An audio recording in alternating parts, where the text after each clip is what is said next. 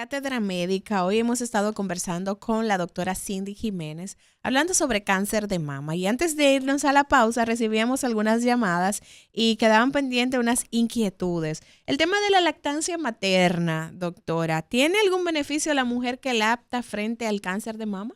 Sí, excelente pregunta. Y sí, tiene un beneficio.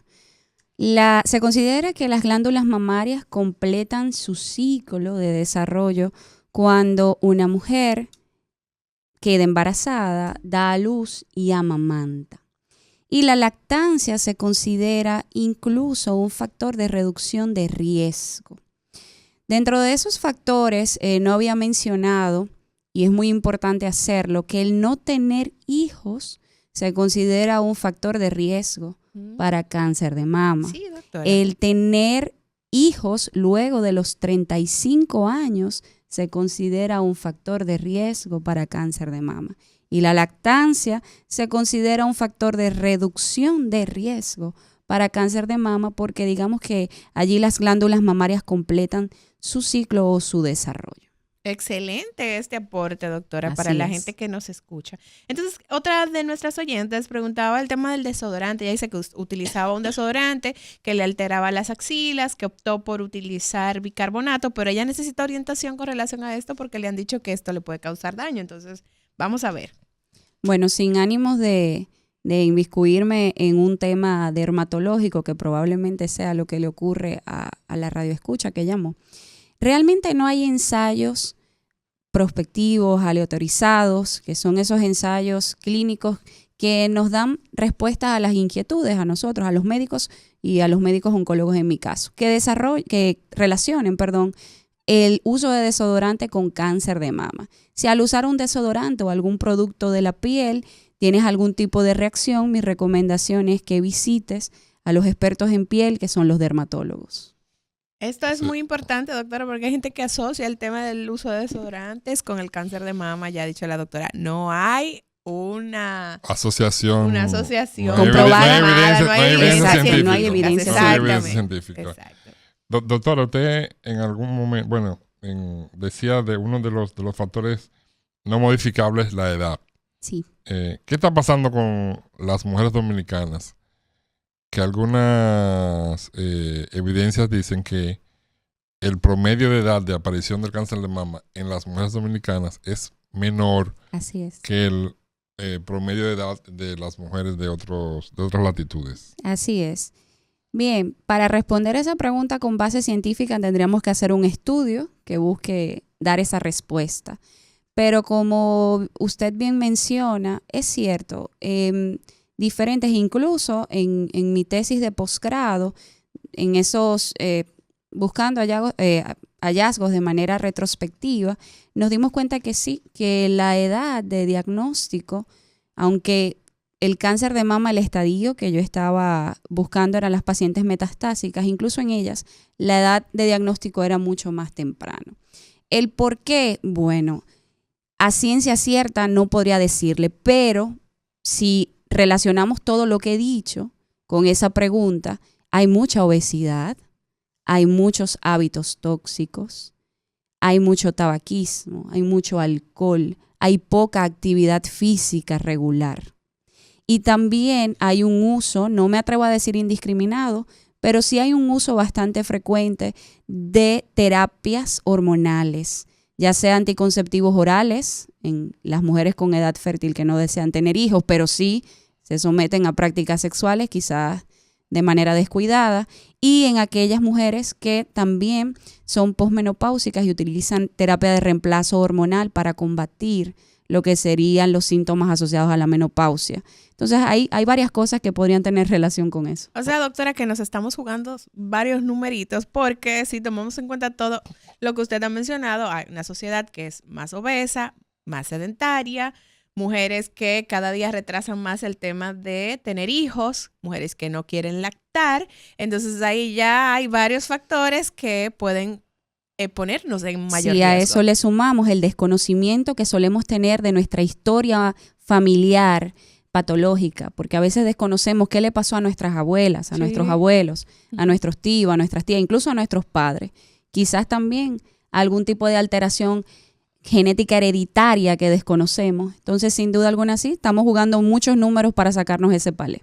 Entonces, doctora, se realizó el diagnóstico. ¿Qué pasa después de ello? Bien, luego de que se realiza un diagnóstico de cáncer de mama, lo que continúa es hacer una estadificación. Y lo voy a explicar de la misma manera que se lo explico a las pacientes.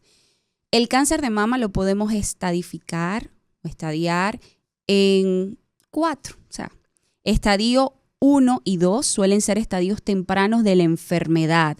Un estadio 3 es un estadio que no es un estadio en donde no solamente hay afectación de la mama, sino también de la axila.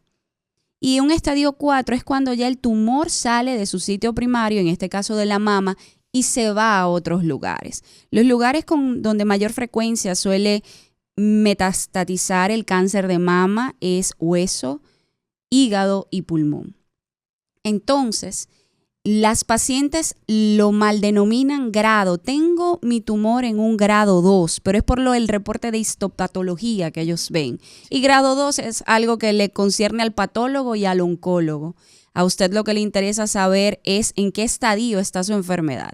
Y repito, estadio 1 y 2, estadios tempranos donde el objetivo y la intención de tratamiento es curativa. El estadio 3 también suele tener una intención de tratamiento curativa. Y el estadio 4 no es una intención de tratamiento curativa, sino de control de síntomas y de tratar de que esa persona pueda vivir su vida lo más normal posible. Un estadio 4 de un cáncer de mama no es sinónimo de muerte, ni de que estás desahuciada, ni desahuciado. Es simplemente que el objetivo del tratamiento es y será controlar síntomas y que se pueda cronificar la enfermedad, así como un diabético vive con el diagnóstico de diabetes y con medicamentos para controlar la glicemia y el hipertenso con medicamentos para controlar la presión arterial sistémica, pues el paciente con cáncer estadio 4 de mama trata de vivir con medicamentos, bien, para controlar la enfermedad. Entonces, el diagnóstico definitivo de cáncer de mama, ¿quién lo hace? El diagnóstico definitivo de cáncer de mama lo recibe el oncólogo clínico, pero quien lo hace realmente es el patólogo cuando con ese resultado de esa biopsia se realizan pruebas de inmunohistoquímica buscando factores pronósticos. Y una vez cuando vamos a hablar del estadio, el oncólogo clínico o el cirujano oncólogo manda a realizar estudios de extensión, que ese es el nombre que reciben, que está constituido tomografías de diferentes partes del cuerpo y estudios de los huesos, y ahí entonces le damos el estadio a la enfermedad o la estadificación. Entonces, ese diagnóstico, doctora, ¿cómo se hace el tema de comunicar a la paciente? Tienes el diagnóstico de cáncer de mama. Se trabaja en combinación con psicología, debe ir esa paciente acompañada de un familiar. ¿Cómo se da todo ese manejo para que la paciente no entre quizás en un estado ansioso o un tema emocional que pueda afectar el seguimiento a su enfermedad? Así es, excelente pregunta. El cáncer de mama, no solamente el cáncer de mama, todos los tipos de cáncer deben de ser un manejo multidisciplinario, en donde debe estar el oncólogo clínico, debe estar el cirujano oncólogo, debe estar el oncólogo radioterapeuta, debe estar el imagenólogo y también debe participar el psicooncólogo.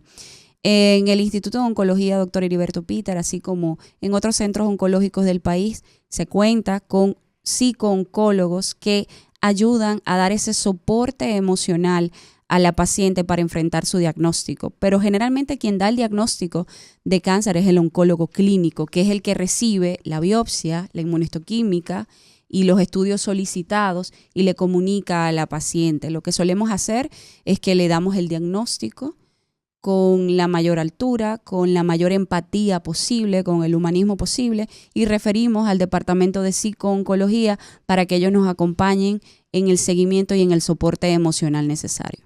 Esto es muy importante y también me parece muy interesante que en varias de sus intervenciones ha dicho el diagnóstico no es una sentencia de muerte, ni siquiera en esas pacientes que tienen un estadio 4. Entonces, en los minutos finales del programa del día de hoy, quizás hacer un llamado a la gente que no se escucha. Primero, de ese seguimiento que deben darse cuando no hay ningún síntoma, cuando no tengo ningún bulto, y también el seguimiento que deben darse luego de que tienen un diagnóstico. Hacer ese llamado y ese énfasis, doctora, en finalizando el programa del día de hoy. Sí, claro que sí. Bueno, recordar que el cáncer de mama es una enfermedad que si se diagnostica a tiempo puede ser curable. Un diagnóstico a tiempo puede marcar la diferencia. Que existen factores de riesgo que son modificables, como los que hemos mencionado, y que vale la pena modificar nuestro estilo de vida para reducir riesgo.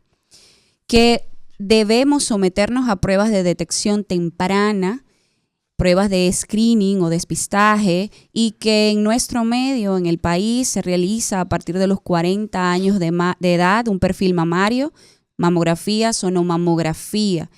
Y que si usted nota o tiene algún síntoma, asimetría muy marcada de la mama, hundimiento del pezón, bulto, un cambio en la coloración de la piel, no dudar en acudir a un médico que pueda indicarle estas herramientas de detección temprana. No inventar, por favor, con sustancias y diferentes componentes, que no voy a mencionar nombre, pero que se untan para tratar de controlar síntomas, que definitivamente con eso no se va a controlar. Y una vez diagnosticado el tumor, ir de la mano con tu oncólogo clínico, con tu cirujano oncólogo. Una vez recibido el tratamiento, que atendiendo al estadio, pues va a variar. El seguimiento de un paciente con cáncer es para toda la vida. Los oncólogos clínicos no damos de alta, ¿bien?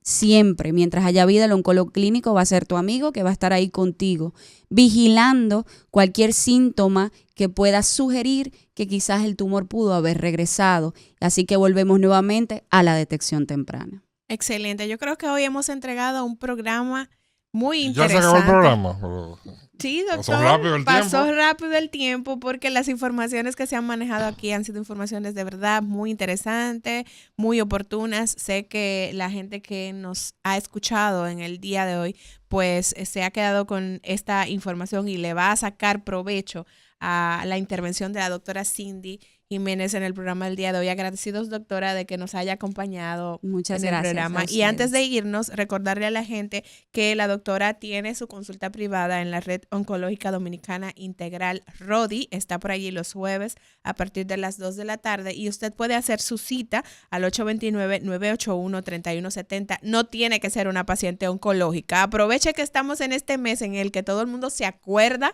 del tema del diagnóstico oportuno al cáncer de mama y vaya a una consulta preventiva con la doctora para que evitemos entonces complicaciones mayores a futuro. Doctora, muchísimas gracias. A ustedes, muchas gracias. Gracias a ustedes por el favor de su sintonía. Será hasta mañana cuando nos reencontremos aquí en Cátedra Médica, este espacio en donde la salud merece respeto.